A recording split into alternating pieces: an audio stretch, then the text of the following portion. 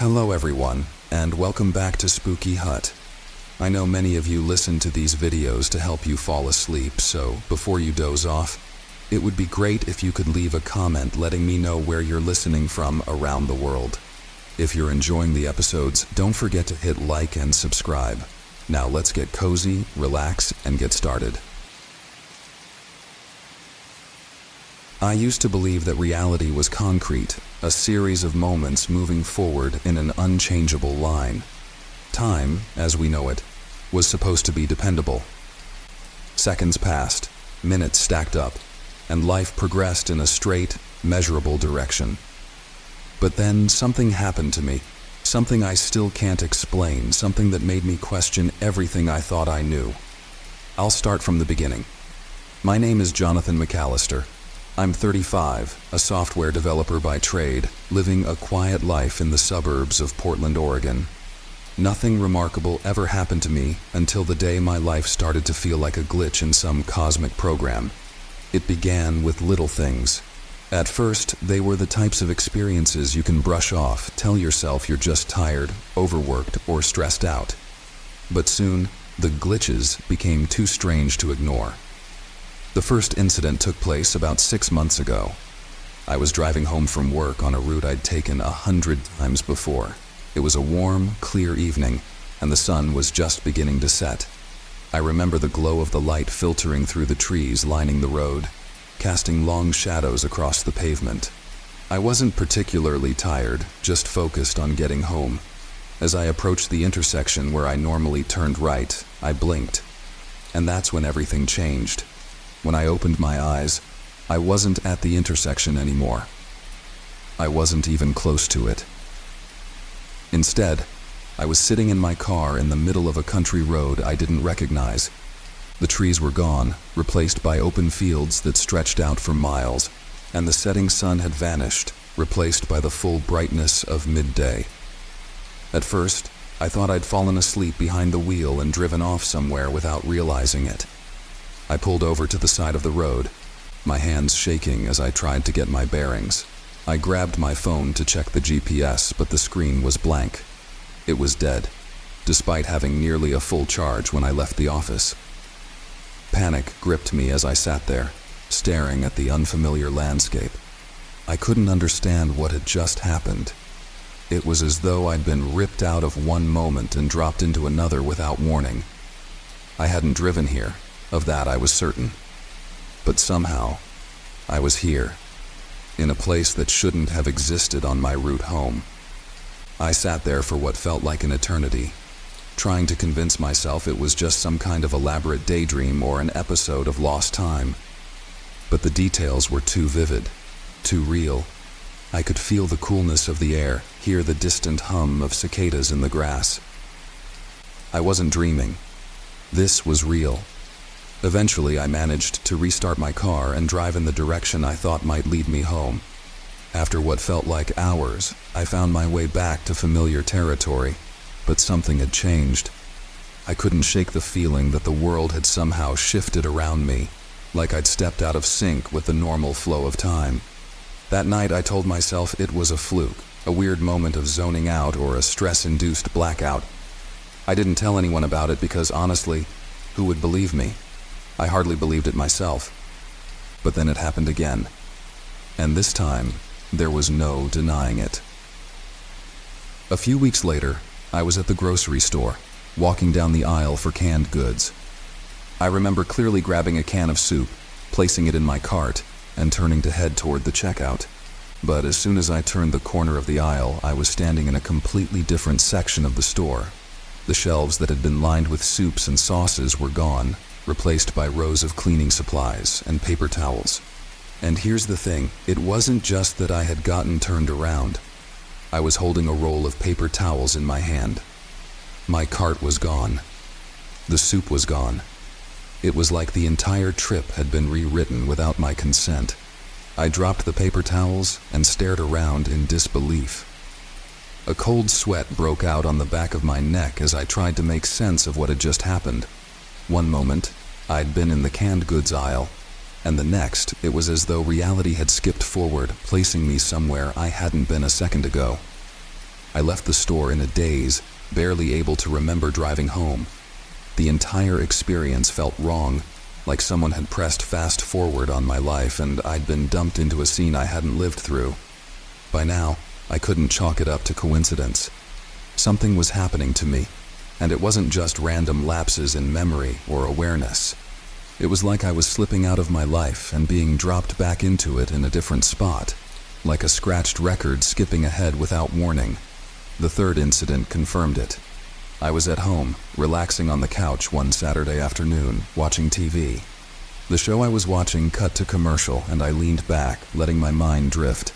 When the commercials were over, the show resumed, and that's when I noticed it. I had no memory of the last 10 minutes of the episode. The characters were referencing events I hadn't seen, conversations I hadn't heard. I rewound the episode, only to find that the section I'd missed was simply gone, like it had never aired in the first place. I checked the time, and sure enough, 10 minutes had passed. But for me, it was like they had never existed. I'd been sitting on the couch the entire time, but somehow I'd skipped over a chunk of reality without realizing it. That was when I started to panic. Really panic. I began keeping a journal, writing down every small detail of my day, every minute accounted for, trying to find some pattern, some explanation for these gaps. But the more I tried to track it, the less sense it made. The glitches, as I began to call them, were unpredictable. Some days everything would seem fine, normal, and then, without warning, I'd find myself somewhere else. In a moment I didn't remember getting to, doing something I didn't recall starting. It was a couple of months ago when things truly spiraled out of control. I was out with friends at a bar downtown.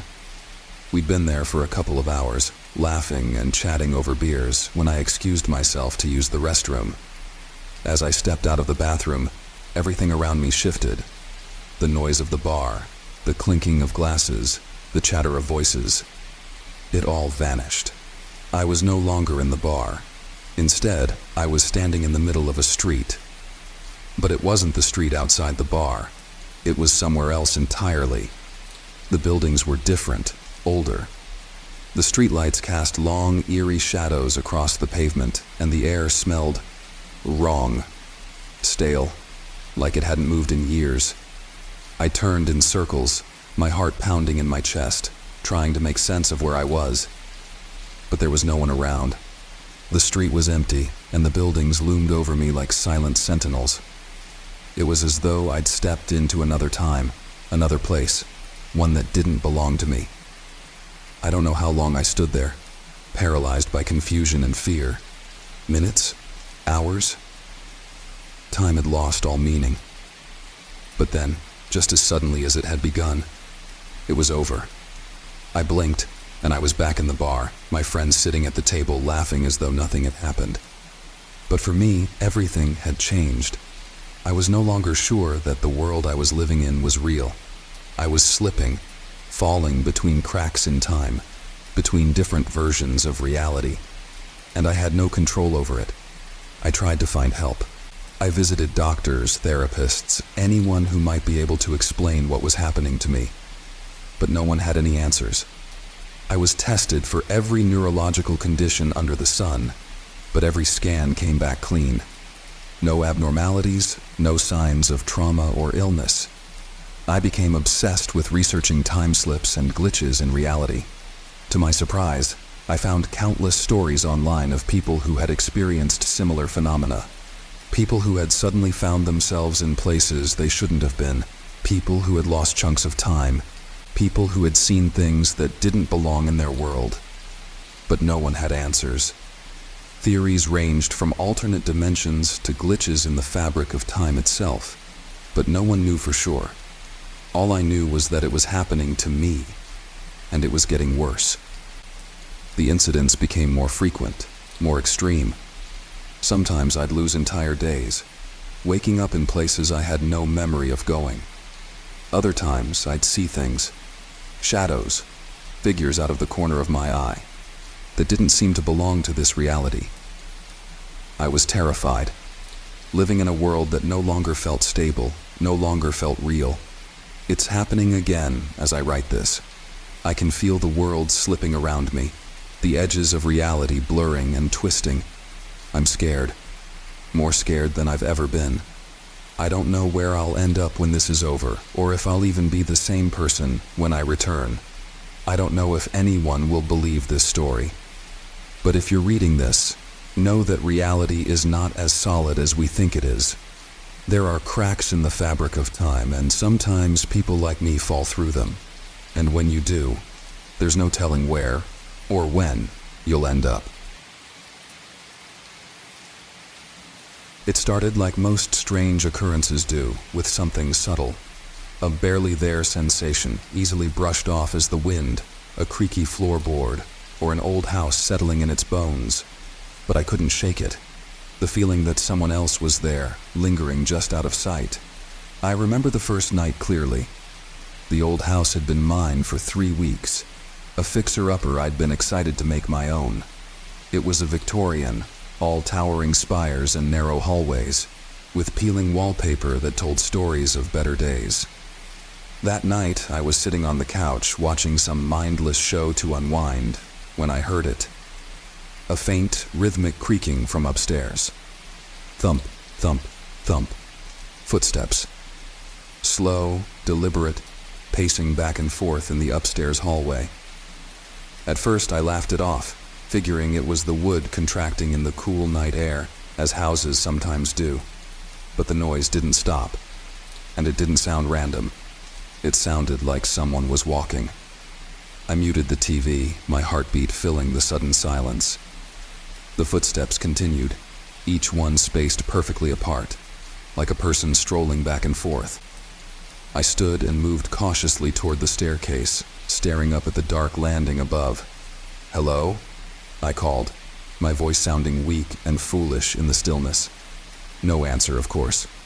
I swallowed hard, waiting for something, anything, to happen. But the footsteps just stopped, like whoever was pacing had decided they were done for the night. I stood there for a moment longer, staring up into the shadows, before finally shaking my head and laughing at myself. "It's just an old house," I muttered, heading back to the couch, but the unease lingered. The next night, the footsteps came again. This time, I was in bed, the house silent around me, except for the occasional rustle of wind against the windows. I was drifting off when I heard it, that same deliberate, measured pace moving from one end of the hallway to the other. Thump, thump, thump. I froze, my breath catching in my throat. This wasn't my imagination. It was too steady, too deliberate to be anything natural. I lay there, paralyzed, listening to the sound of someone, something, walking just outside my bedroom door. After what felt like hours, the footsteps faded again, leaving me in the oppressive quiet of my room. I didn't sleep the rest of the night. By the third night, I was on edge. Every creak of the house, every gust of wind against the windows, set my nerves alight. And sure enough, the footsteps returned. This time, I didn't hesitate. I grabbed a flashlight from my bedside table and flung the door open, determined to catch whoever, or whatever, was walking through my house. But the hallway was empty. There was no one there. My heart pounded in my chest as I swept the flashlight back and forth, illuminating the dark corners of the hall. The footsteps had stopped the moment I opened the door. I stood there, breathing hard, my hand shaking slightly as I clutched the flashlight. I knew I wasn't imagining it. I knew there was something in my house. But there was no sign of anyone, no shadow, no figure lurking in the darkness. Just the quiet, empty hallway. I started to do research. Old houses have stories, and I wanted to know mine. I dove into the history of the place, hoping to find some explanation for the strange occurrences.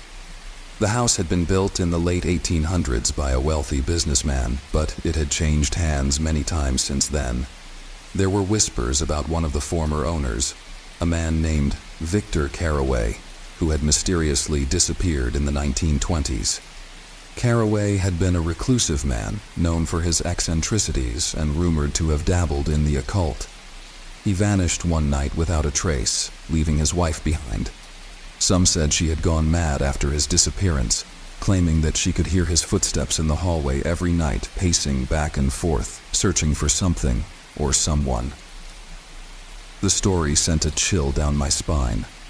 Could it be? Was it possible that Victor Carraway's restless spirit was still wandering the house, trapped in some endless loop of pacing, searching, waiting? Things escalated quickly after that. The footsteps no longer stayed confined to the upstairs hallway. Now I could hear them throughout the house, moving from room to room, stopping just outside my door, lingering as if listening, waiting. It was as if whatever was making those footsteps had grown bolder, more curious. One night, as I sat in the living room, I heard the unmistakable sound of footsteps descending the stairs. My blood ran cold. Slowly, I turned toward the staircase, dread pooling in my stomach. Thump, thump, thump. The footsteps grew louder, closer, and then, just as they reached the bottom of the stairs, they stopped. I sat frozen, staring at the empty space where someone should have been standing. But there was nothing. No figure. No shadow. Just an empty staircase and the oppressive silence that followed. I couldn't take it anymore. "Who are you?" I demanded, my voice trembling. "What do you want?" There was no response. But I swear, in that moment, the air grew colder, and I felt something. A presence, watching me. I could feel it, heavy and oppressive, pressing down on me. I couldn't stay in the house that night. I grabbed my car keys and drove to a nearby motel, needing to escape, even if just for a few hours. When I returned the next morning, the house felt different. Quieter, almost expectant, as if it knew I was coming back. I tried to ignore the feeling of being watched as I moved through the house, but it was impossible to shake. Then I found the note. It was tucked away in the back of a kitchen drawer, yellowed with age and brittle to the touch. The handwriting was neat but hurried, scrawled in dark ink across the page. "I can't take it anymore. The footsteps won't stop. They follow me everywhere. I hear them in my sleep, in my dreams. He's searching for something, but I don't know what. He won't leave. I'm afraid he never will. I can't do this. I'm leaving. I'm sorry." The note was unsigned, but I knew it had to be from Carraway's wife. She had fled the house, driven mad by the same footsteps that now haunted me. And if she couldn't escape them, what hope did I have? The final night was the worst. The footsteps started as soon as the sun went down, louder than ever before. They weren't just in the hallway. They were everywhere. Upstairs, downstairs, moving from room to room with increasing urgency. I tried to block it out, but the noise was relentless, pounding in my ears like a heartbeat. Thump, thump, thump. I couldn't stay still. I paced the house trying to outrun the sound, but it followed me everywhere I went. I felt like I was going insane, trapped in a nightmare I couldn't wake up from. And then, as I stood in the middle of the living room, I heard it. A soft, whispering voice, barely audible over the sound of the footsteps. "Help me." I froze. The voice was faint, but it was real. I wasn't imagining it. I spun around, searching for the source, but there was nothing. Just the empty room and the pounding of my heart in my ears. "Help me," the voice repeated, more insistent this time. I backed away, my pulse racing, my breath coming in short, panicked gasps. And then, without warning, the footsteps stopped. The house fell into a silence so profound it was deafening. And I realized, with a sickening dread, that the footsteps weren't coming from the house. They were coming from me. The realization hit me like a punch to the gut. Whatever had been haunting the house wasn't confined to it. It had latched onto me, followed me, and now it was inside me. I ran. I don't know where I was going, but I had to get out, had to escape. But no matter how far I ran, no matter how fast, the footsteps followed. always just a step behind. I never believed in ghosts, at least not until that summer. It all started with a simple vacation, a break from the grind of city life, they said. "Come out to the coast," my friend Will insisted. "You'll love the isolation." So I packed a bag and drove up to Blackwater Bay, a forgotten little corner of the world. It was quiet, surrounded by dense forests, jagged cliffs, and the relentless waves crashing against the rocky shoreline. The main attraction of the place was the old lighthouse. Standing tall and crumbling at the edges, it was the only structure for miles, aside from the small cabin I rented. The locals avoided it like the plague, dismissing it as nothing more than a relic of the past. But there was something about it, a pull, an eerie magnetism, that kept gnawing at me from the moment I arrived. "You staying near the lighthouse, eh?" the old man at the general store had said, eyes narrowing in that unsettling way only old-timers can manage. "Best keep your distance from that place, boy. Things ain't right up there." I laughed it off, of course. I figured he was just trying to scare the out-of-towner. I've always been a skeptic, the type who rolls his eyes at ghost stories and laughs at the paranormal. But that was before the noises began. It was my second night at the cabin. The first night was uneventful, just the sound of the wind and the rhythmic crashing of the waves. But that second night, that's when I heard it.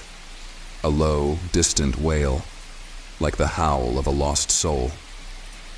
It started around midnight, drifting through the trees, carried on the wind. At first, I thought it was just the wind. But then it got louder, more distinct, until it was impossible to mistake it for anything else. I tried to sleep, burying my head under the pillow, but the sound wouldn't let me rest. It grew closer, like it was moving toward the cabin, creeping up on me. My heart began to race, pounding in my chest as the wail turned into a soft, whispering chant. Something, or someone, was calling me. I told myself it was just my imagination, that the isolation was getting to me. But I knew, deep down, something was wrong. The next day I decided to explore the lighthouse. Maybe it was my curiosity, or maybe it was the nagging feeling that whatever was happening was connected to that old, decaying tower. I grabbed my flashlight and set off in the late afternoon, walking the narrow trail along the cliffside that led up to the lighthouse. The structure was even more imposing up close. The bricks were cracked and covered in moss, and the windows were dark and shattered. The large wooden door creaked on its hinges as I pushed it open. Inside, the air was thick with the smell of salt and rot. Dust covered every surface, and the spiral staircase leading up to the light room seemed ready to collapse at any moment. As I stepped inside, I felt it. A coldness. Not just the physical kind, but something deeper. It seeped into my bones, making the hair on the back of my neck stand on end. I forced myself to move forward, climbing the creaking stairs one step at a time. Halfway up, I heard it again, the wail, but this time, it was inside the lighthouse. I froze, my hand gripping the railing so hard my knuckles turned white. The sound echoed through the narrow space, bouncing off the walls, until it felt like it was coming from all around me. I was no longer alone. I didn't want to keep going. Every instinct told me to turn back, to run. But something else, that same pull from before, urged me onward. At the top of the stairs, I found the light room. The massive lens that once shone out over the bay was shattered, its pieces scattered across the floor. In the center of the room stood a figure, a man, or what was left of one. His clothes were ragged, torn at the edges, and soaked with seawater. His face, I couldn't make out his face. It was blurry, like I was looking at him through fog. But his eyes, hollow and dark, locked onto mine. For a moment, we just stood there, staring at each other. Then, he spoke. His voice was raspy, like he hadn't used it in years. "You came back." I tried to speak, to ask him who he was, but no sound came out. My mouth went dry, and all I could do was shake my head. His eyes darkened further, and he took a step toward me. "You don't remember," he said, his voice dripping with sorrow. "But I do." The room began to spin. Memories I didn't recognize flashed before my eyes. A ship, a storm, crashing waves, and the lighthouse. I stumbled backward, my head pounding as the images grew more vivid.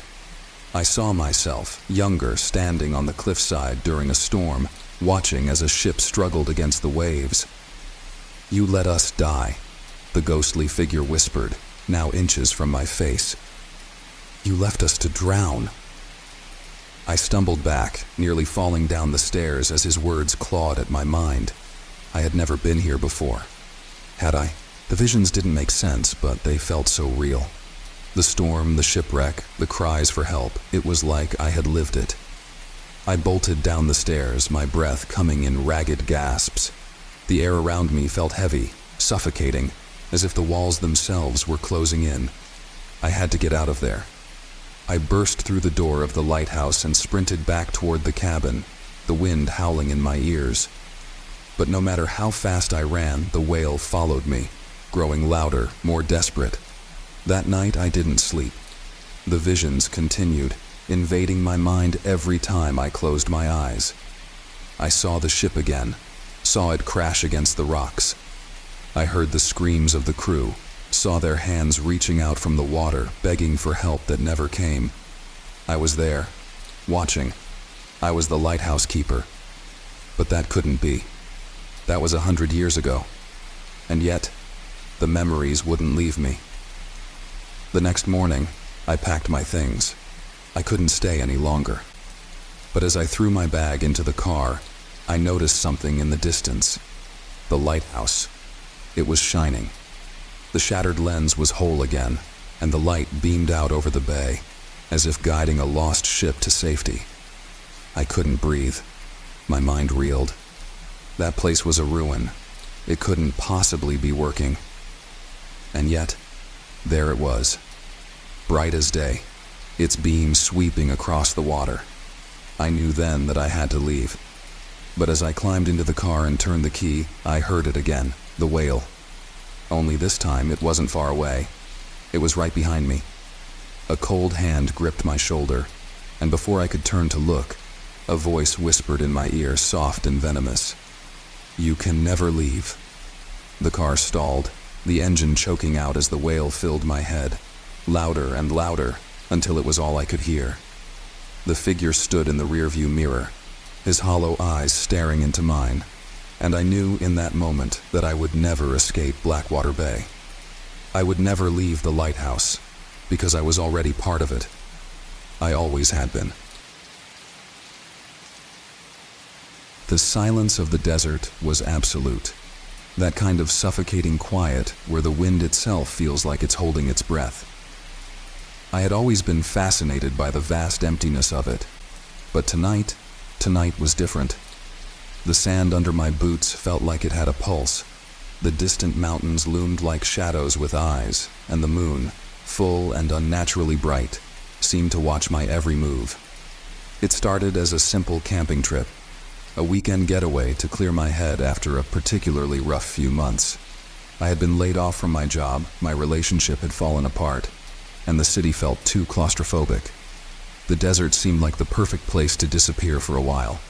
Just me, the stars, and endless miles of nothing. Or so I thought. The sun had set hours ago, painting the sky in hues of deep purple and orange before sinking into complete darkness. I had set up camp near a dried-out riverbed, a place a local had recommended for its seclusion and beauty. No one around for miles, he said, just what I needed. As I sat by the fire, the crackle of burning wood the only sound in the night, I began to feel it. That strange, nagging sensation that I wasn't alone. At first, I chalked it up to nerves. Being alone in a desert can play tricks on your mind. But the feeling grew. I found myself glancing over my shoulder, expecting to see someone or something standing there. But each time there was nothing, just the vast emptiness stretching into oblivion. And then, the whispers began. Faint at first, so soft I wasn't even sure I had heard them. It sounded like wind, but more purposeful, like voices carried on the breeze, barely audible yet unmistakably human. I turned off the small radio I had brought with me, straining to listen. Nothing. The desert was as still as ever. But the whispers returned, more insistent this time, like a dozen voices speaking at once, but none of them clear. I stood up, heart pounding, scanning the darkness beyond the flickering firelight. "Hello?" I called out, my voice sounding small and foolish in the vastness. No response. Just the wind picking up slightly, making the shadows dance on the sand. Then I saw it. At first, it was just a figure on the horizon, far off, barely more than a speck against the darkened landscape. But as I watched, it grew closer, its movement unnatural, jerky, like it wasn't walking but being pulled forward in uneven bursts. The fire cast just enough light for me to make out its shape. A tall, slender figure, but something about it was off. Its limbs were too long, its head slightly too large, and its gait was all wrong, like a puppet on invisible strings. I blinked, and it was closer. Panic surged through me. I backed away from the fire, my mind racing. This couldn't be real, I had to be imagining it. But the figure kept coming, its stuttering movement growing faster, more erratic. I grabbed the flashlight from my pack and pointed it toward the thing. But as the beam hit where it should have been, the light seemed to pass right through it, as if it wasn't there at all. I stumbled backward, nearly tripping over the fire pit. The whispers grew louder now, almost deafening, swirling around me in a language I couldn't understand but felt in my bones. The figure was so close I could see its eyes, or where its eyes should have been. There were just dark hollows, voids that seemed to suck in the light around them. And its mouth, God, its mouth was wide open, as if it were screaming silently. Without thinking, I bolted toward my truck, parked 100 feet away. My heart hammered in my chest, and the sand seemed to drag at my feet like quicksand. I could hear the thing behind me, its strange, jerking footsteps closing the distance. The whispers followed, growing louder, filling my mind with a buzzing, incoherent terror. I reached the truck and yanked the door open, jumping inside and slamming it shut, just as the figure reached the passenger side window. It stood there, motionless now, its face, or what passed for a face, pressed against the glass. Those hollow eyes bore into me, and for a moment I thought I saw something moving inside them, like shadows shifting beneath the surface. I fumbled for the keys, my hands shaking so badly I nearly dropped them. Finally, I jammed the key into the ignition and turned it. The engine roared to life and I floored the gas pedal, tires spinning in the sand before catching traction. The truck lurched forward, and as I sped away, I glanced in the rearview mirror. The figure was gone, but the whispers remained. I drove for what felt like hours, not caring where I was going as long as it was away from whatever the hell that thing was. The desert stretched on endlessly, the moon casting an eerie glow over the landscape. Eventually I stopped, pulling off the road and sitting in silence, trying to calm my racing heart. That's when I saw them. Not one, but dozens. Figures, all standing just outside the reach of my headlights, their shapes barely visible in the darkness. They didn't move, didn't make a sound, but I could feel them watching me. The whispers had returned, filling the air around me, inside me. They were everywhere now, closing in. I slammed the truck into reverse, spinning the wheel wildly as I turned around and sped back the way I came. My mind was in overdrive, trying to make sense of what I had seen, what I was still seeing. These things, these beings, weren't human. They couldn't be. But they were real as the sand beneath my tires and the sweat running down my back. As I drove, I noticed something horrifying. The figures were keeping pace with the truck. No matter how fast I went, they were always just on the edge of the light, their jerky, unnatural movements following me. The desert had turned against me, and I was trapped in its vast, unforgiving expanse. The whispers grew louder, filling the cab of the truck, making it hard to think. I could feel them crawling under my skin, twisting my thoughts. I wanted to scream, to make it stop, but no sound came out. Suddenly, the truck sputtered and jerked. The engine coughed, then died. I slammed my fists against the steering wheel, panic flooding me. This couldn't be happening. Not now. I turned the key again and again, but the engine refused to start. And then, the figures appeared. They emerged from the darkness, surrounding the truck, their hollow eyes glowing faintly in the moonlight. I locked the doors, though I knew it wouldn't stop them. Nothing could stop them.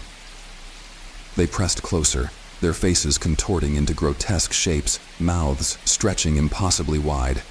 The whispers were deafening now, a cacophony of voices, each more sinister than the last. I covered my ears, but it was no use. They were inside my head. I looked up just in time to see one of them, taller than the rest, standing directly in front of the truck, its head tilted to the side, as if studying me. And then, slowly, deliberately, it raised one long, bony finger and pointed at me. The last thing I remember before everything went black was the feeling of my heart stopping in my chest. I woke up at dawn, slumped over the steering wheel. The truck's engine roared to life as if nothing had happened. The figures were gone and the desert was quiet again. But I could still hear the whispers in the back of my mind. I never went back to that desert. I never spoke of what happened to anyone, but sometimes, in the dead of night, I feel them watching, waiting, and the whispers, they never stop. The day I found the doll, I thought it was a lucky thrift store find. It wasn't like those plastic toys mass-produced by machines. This one had character. Its porcelain skin, though yellowed with age, had a delicate quality, with fine hand-painted features. Big blue eyes that seemed too real, a small red mouth set in a slight smile, and golden ringlets that cascaded down its shoulders. It was dressed in a faded lace dress, the kind children wore in the 19th century, and its hands were carefully sculpted, delicate fingers curved inward like it was ready to grasp something unseen. My name's Sarah, and I've always had an eye for the strange and unusual. I collect oddities, curiosities I find in old shops and markets. I've got shelves full of antique clocks, vintage lamps, and strange knickknacks with no discernible purpose. But that doll, she was different. As soon as I saw her, something about her called to me. She was tucked away in the corner of the shop, behind a row of cracked vases and broken lamps, almost as if someone had tried to forget her. When I asked the shopkeeper how much she was, his eyes flicked nervously toward the doll, and he hesitated. "You sure you want that one?" he asked, his voice low. "Been here as long as I can remember. No one ever buys it." I smiled, brushing off his obvious discomfort. "I'm sure. She's perfect for my collection." He gave me a price that was lower than I expected, clearly eager to be rid of her. As I carried her out of the shop, I couldn't shake the feeling that I was being watched. I glanced around, but the street was empty. It was probably just my imagination, heightened by the eerie atmosphere of the old shop. When I got home, I placed the doll on the mantel in my living room, right in the center where she could watch over everything. That night, as I lay in bed, I found myself thinking about her. Her eyes seemed too alive, as if they were staring right into my soul. I dismissed the thought as pre-sleep jitters and eventually drifted off. But the next morning, I woke to something strange. The doll had moved. At first, I thought I must have misremembered where I'd placed her, but no, I was certain I'd left her sitting on the mantel facing the couch. Now, she was turned slightly, her head angled toward the door, as if she had been watching me leave the room. A chill ran down my spine, but I told myself it must have been the wind, maybe a draft from the window. There was no way a doll could move on its own. Still, I couldn't shake the unease. Throughout the day, I found myself glancing at her, watching for any sign of movement. Of course, there was none, just those glassy blue eyes staring unblinkingly. and that ever so slight smile frozen on her tiny porcelain lips. That night, I woke to the sound of something soft and almost rhythmic, a gentle tapping noise, like tiny footsteps on the hardwood floor. My heart pounded in my chest as I strained to listen. Tap, tap, tap. The sound grew louder, closer. It was coming from the living room. I sat up in bed, my breath catching in my throat. I didn't want to go out there, but something, some inexplicable force, compelled me to. I grabbed my phone for light and crept toward the hallway, my feet barely making a sound on the cold wooden floor. When I reached the living room, I froze. The doll wasn't on the mantel anymore. She was sitting on the floor, facing the hallway, her head tilted as though she was looking right at me. I stood there for a moment, too scared to move, my mind racing to come up with a rational explanation. But there wasn't one. Is someone there? I whispered into the darkness, feeling ridiculous for talking to a doll. No answer, just the quiet ticking of one of my antique clocks and the rapid pounding of my heart in my chest. I stepped closer, kneeling to pick her up. Her body was cold, unnervingly heavy for something so small. I placed her back on the mantel, her eyes never leaving me, and hurried back to my room, slamming the door behind me. For hours, I lay awake, my mind replaying the scene over and over. I told myself I was imagining things, that the doll couldn't have moved by itself. But deep down, I knew something was wrong. Over the next few days, things got worse. The doll moved more frequently, always when I wasn't looking. I'd come home from work to find her in different rooms, sometimes sitting on a chair, other times on the kitchen table, her head always tilted slightly, her eyes following me no matter where I went. One night, I woke to the sound of whispering. At first, I thought it was just the wind, but as I listened closer, I realized it was coming from the living room. The voices were soft, distant, like a chorus of children murmuring in the darkness. My blood turned to ice. I couldn't understand the words, but the tone was clear, malicious, mocking. I grabbed the baseball bat I kept under my bed and made my way to the living room, my heart racing with each step. The whispering grew louder, more insistent, until I was standing in front of the mantel. The doll was gone. I frantically searched the room, but she wasn't there. The whispering had stopped, replaced by a deafening silence that pressed in on me from all sides. That's when I felt it. A presence, something cold and malevolent, watching me from the shadows. I spun around, expecting to see someone, something lurking in the corner. But the room was empty. I was about to turn back when I felt a sharp tug on my ankle. I screamed, jumping back and swinging the bat wildly. There on the floor was the doll, her hand gripping my leg, her head twisted at an unnatural angle to look up at me.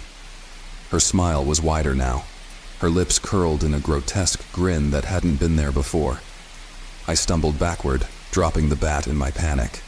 The doll's grip tightened, her fingers cold and impossibly strong for something made of porcelain. I kicked at her, my heart pounding in my chest, and her hand finally released me.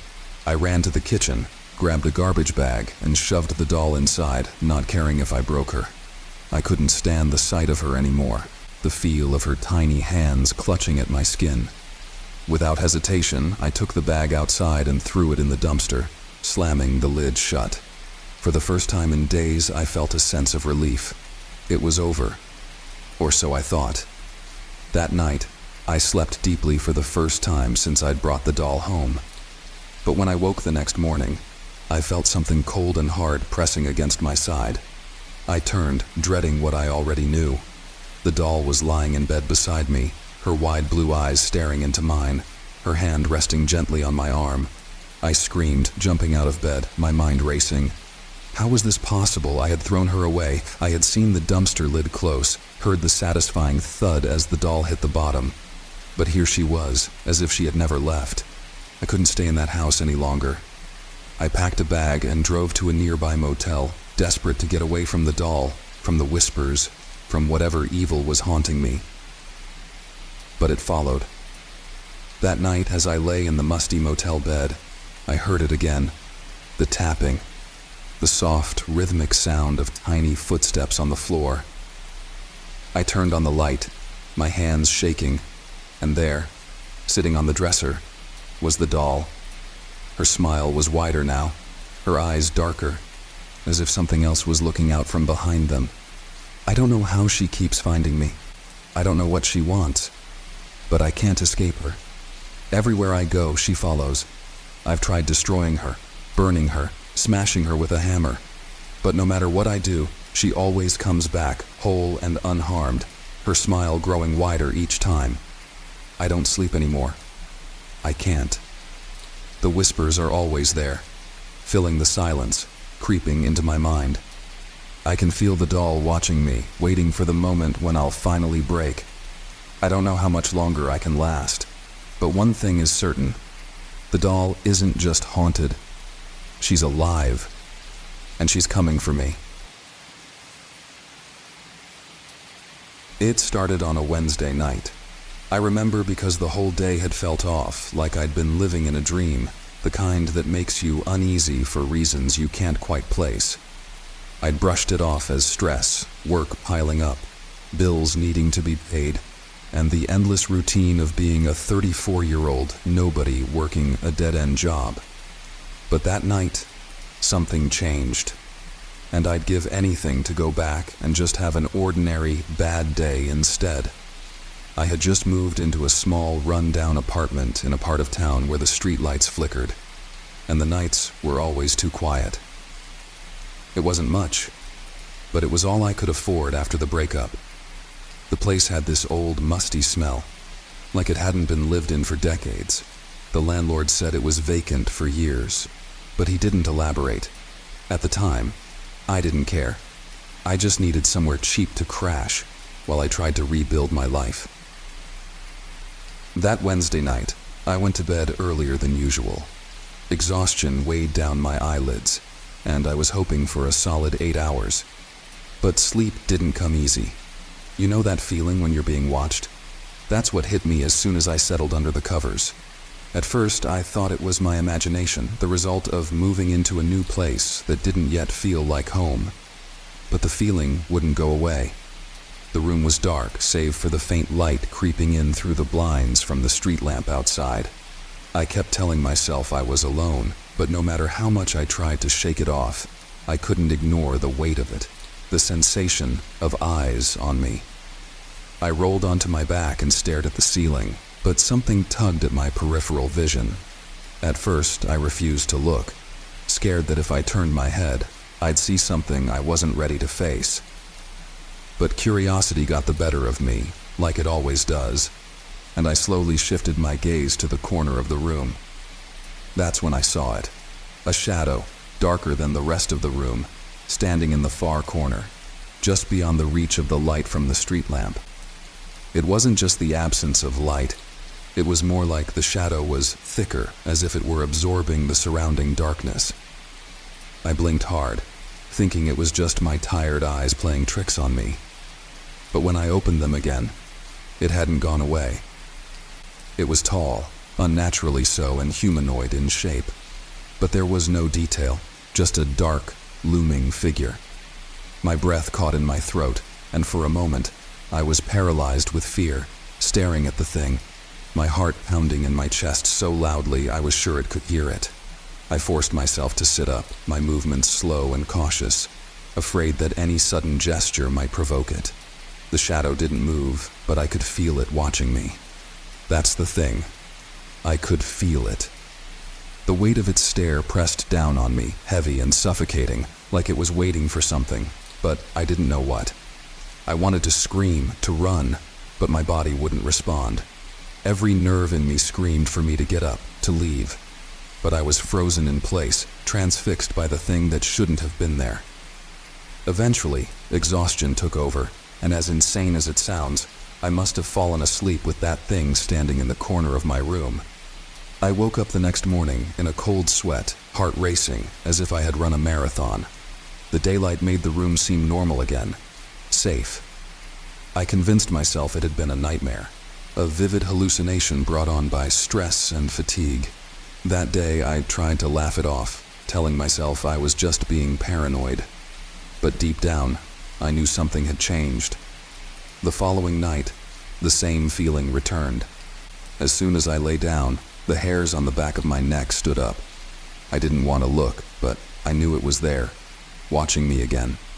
This time, I grabbed my phone and turned on the flashlight, sweeping the beam across the room. Nothing. The corner, where I had seen the shadow the night before, was empty.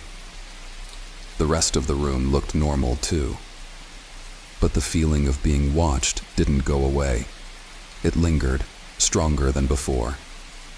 I slept with the light on that night. Or at least, I tried to. But every time I started to drift off, I felt it. The presence, standing just out of sight, waiting.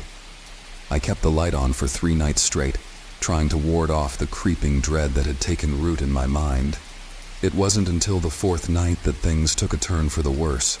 I was lying in bed, my eyes heavy from lack of sleep, staring at the ceiling when the light began to flicker. I bolted upright, panic gripping my chest. The overhead light buzzed, the flickering intensifying, casting the room in and out of shadow. And then, with a final hum, the bulb went out. I was plunged into darkness. My breath caught, and I scrambled for my phone, fumbling to turn on the flashlight. But when I finally managed to get the light on, it did nothing to comfort me. The shadow was back, standing in the corner, darker and more menacing than ever. But this time, it wasn't just watching me. It was moving. Slowly, it glided toward the bed, the darkness around it bending and warping as it advanced. I backed up, pressing myself against the headboard, my heart hammering so hard it felt like it was going to burst out of my chest. My phone slipped from my shaking hand and clattered to the floor, the flashlight spinning wildly, casting erratic beams of light across the room. The shadow stopped at the foot of the bed. I could feel its presence more intensely now, the air around me growing colder, heavier. It was like it was drawing the life out of the room, sucking the warmth and light away. And then, for the first time, it spoke. Not with words, but with a sound. A low, guttural whisper that crawled under my skin and sank deep into my bones. It was saying something, though I couldn't understand the words. They were foreign, ancient, and they filled my head with an overwhelming sense of dread. I squeezed my eyes shut, praying that when I opened them, it would be gone. But when I did, the shadow was still there, closer now, standing right beside the bed. I could feel its presence hovering over me, and in the faint light from my fallen phone, I saw something that made my blood run cold. The shadow had eyes. 2 faint, glowing red orbs stared down at me from within the darkness, unblinking, filled with malice. They bore into me, freezing me in place, and I knew in that moment that whatever this thing was, it had been waiting for this. For me. The last thing I remember before everything went black was those eyes, watching me as I slipped into unconsciousness. When I woke up, it was morning. The sun had risen and the room was bathed in warm light. The shadow was gone, but the terror it left behind hadn't faded. I didn't know what to do, who to turn to. Telling someone would make me sound crazy, and deep down, I knew there was nothing anyone could do to help me. It's been weeks since that night, and I haven't slept properly since. I leave the lights on, but it doesn't make a difference. I can feel it, always watching, waiting for the moment I let my guard down. I don't know how much longer I can last like this, but one thing is clear. The shadow won't stop until it has me. And when it does, I don't think I'll wake up again. There's a place on the outskirts of my town that no one dares visit. It's an old, gnarled oak tree, looming in the middle of a forgotten field, surrounded by a ring of overgrown weeds and half-dead bushes. The locals call it the Devil's Tree. I'd heard about it all my life, a place of whispered curses and dark legends, but I never thought much of it. After all, Every small town has its share of ghost stories, right? And as a kid, those stories were nothing more than tales told around a campfire to scare each other. But as I grew older, the stories didn't fade. They got worse. They say the tree has stood there for hundreds of years, and with it, a curse. People who dared to touch it never came back the same. Some went mad.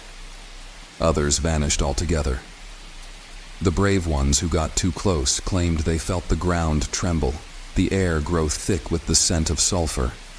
The tree, they said, had seen death. Too much death.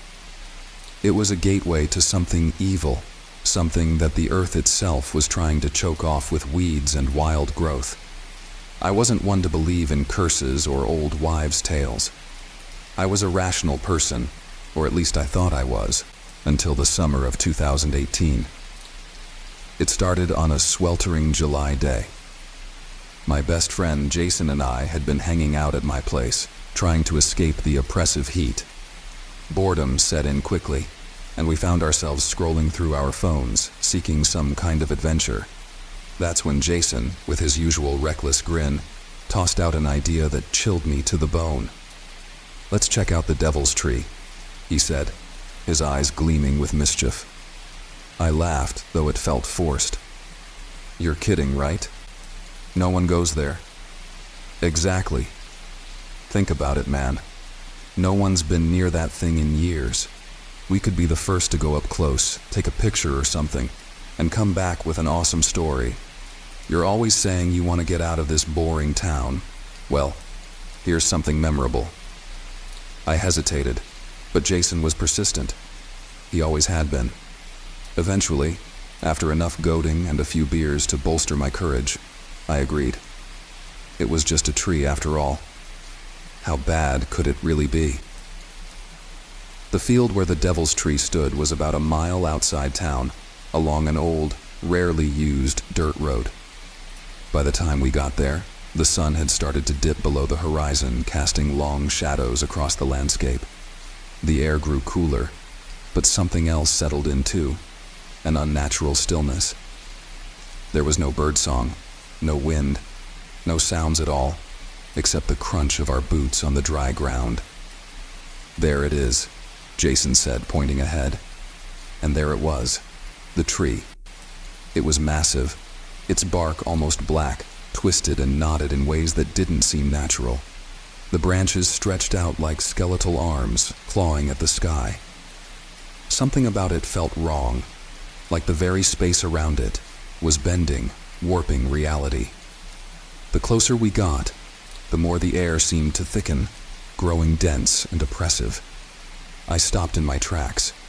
"Maybe we should leave this place alone," Jason scoffed. "Come on, it's just an old tree. It's not like it's going to eat us." But as we approached, a sudden gust of wind blew through the field, though the branches above remained still, unmoved by the breeze. I felt a shiver run down my spine. We circled the tree, keeping our distance. I noticed strange carvings etched into the bark, symbols I didn't recognize.